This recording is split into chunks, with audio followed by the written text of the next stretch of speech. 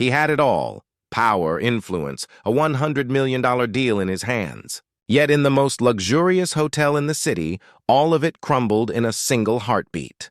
Laughter erupted around him, not at a mistake, but at his skin.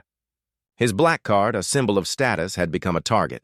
The room stared, divided between shock and ridicule, as his confidence wavered for the first time. How could someone so powerful feel so powerless? And when privilege clashes with prejudice, who really wins? And who is left to pick up the pieces? He had built his empire from scratch, every deal, every late night, every calculated risk a stepping stone to the life he had now. As CEO, his name commanded respect in boardrooms and reverence in the city's finest hotels. To the outside world, he seemed untouchable, a man of wealth, influence, and unshakable confidence. Mornings began before the sun, with crisp suits, strong coffee, and endless calls that shaped the fates of companies worth millions. Evenings were rare pockets of solitude, a quiet apartment overlooking the skyline where he could finally exhale. But beneath the polished surface, the world had never truly been fair. Subtle judgments, sideways glances, the occasional dismissive tone, these had followed him from the earliest days of his career. They were usually invisible to others, shrugged off with a smile, buried beneath accomplishment. Yet the shadow of prejudice was always there, a quiet tension he had learned to navigate. That day, he felt the familiar thrill of anticipation as he stepped into the city's most luxurious hotel, preparing for a meeting that could seal a $100 million deal. Everything seemed normal, until the first sound of laughter cut through the marble lobby. Heads turned, eyes widened, and suddenly the power he had wielded effortlessly felt fragile, almost meaningless. The tension in the air was immediate, sharp, and impossible to ignore. Something had shifted, and he would soon discover just how fragile respect could be when prejudice decided to show its face. The laughter came first, soft, then louder, rippling through the marble lobby. Heads turned, eyes narrowing in disbelief, then amusement. At first he froze, unsure if he had heard correctly. His black card, a symbol of prestige in any boardroom, now felt like a target. Every glance, every whispered word seemed to slice at him. The room he had entered with confidence now felt alien, hostile, a stage where every eye judged him before a single word was spoken.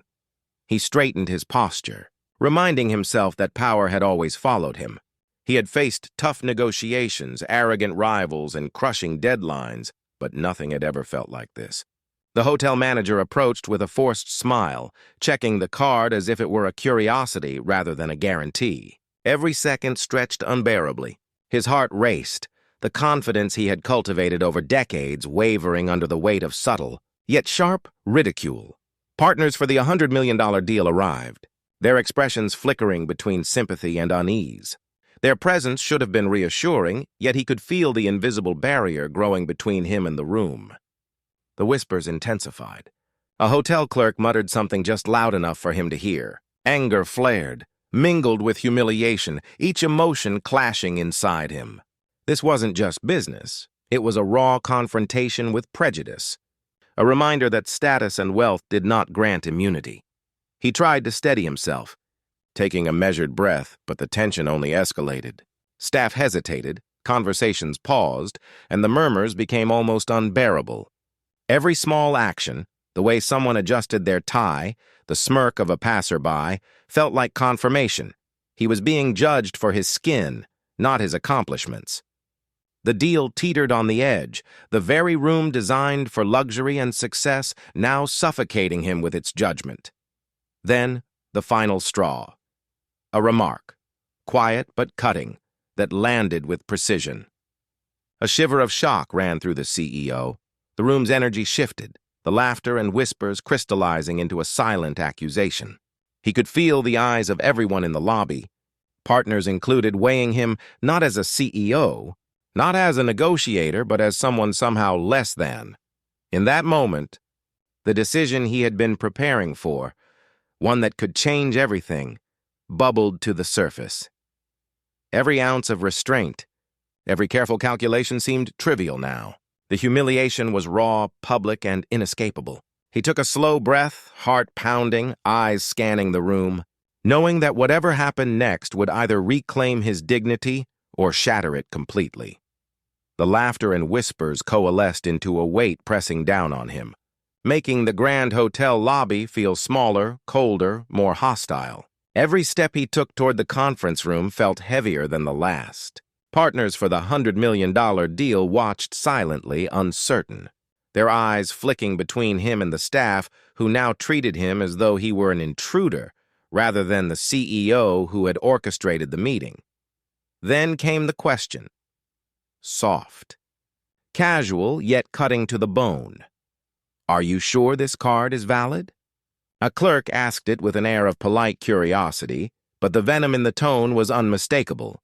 Time seemed to slow. Every eye turned toward him. The deal, the millions, the reputation, none of it mattered in that heartbeat. He was suddenly not the man who commanded boardrooms and billion-dollar contracts. He was a man being judged, stripped of dignity, by something he could never have prepared for. Anger and humiliation collided inside him. He felt the familiar fire of control, of dominance, but it clashed violently with the helplessness of the moment. The room held its breath as he stared at the clerk, then the hotel manager, then the silent, uneasy faces of his partners. Each second stretched like a knife, the whispers now a tangible pressure. Then he made the choice, decisive, unflinching. He reached into his wallet, retrieved the black card, and with a voice steady and cold declared, "If respect and fairness cannot be honored here, then neither can your deal." The words hung like thunder. Gasps echoed. Phones were lifted. The murmurs ceased, replaced by stunned silence. In that moment, the power dynamics flipped. He was no longer a victim of ridicule. He was a man who refused to let prejudice dictate his actions.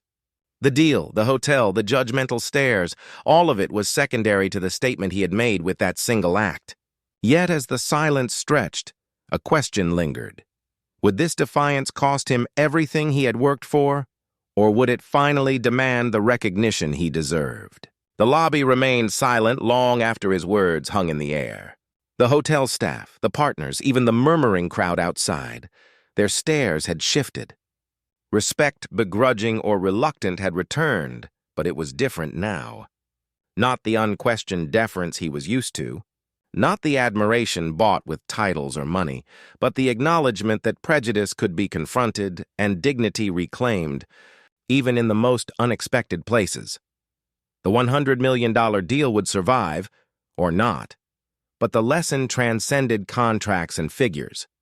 For the first time in a long career, he realized that power alone did not guarantee respect. What mattered was the courage to act in the face of injustice, the willingness to assert humanity when the world tried to reduce it to something less. In that moment, the humiliation that had seemed unbearable transformed into clarity. The fight against prejudice was not just personal, it was universal. For anyone who had ever been judged not by merit, but by skin. Walking away from the lobby, the echo of laughter replaced by thoughtful silence, he felt an unfamiliar mixture of exhaustion and resolve. The incident would be remembered, discussed, even dissected. Some would cheer him, others would judge. But the message was undeniable. Dignity cannot be bought, and power cannot erase bias. But the refusal to accept injustice can change the narrative. And yet, a question lingered, sharp and insistent. How many others were still trapped in moments like this? Their voices silenced, their worth questioned, their potential dismissed?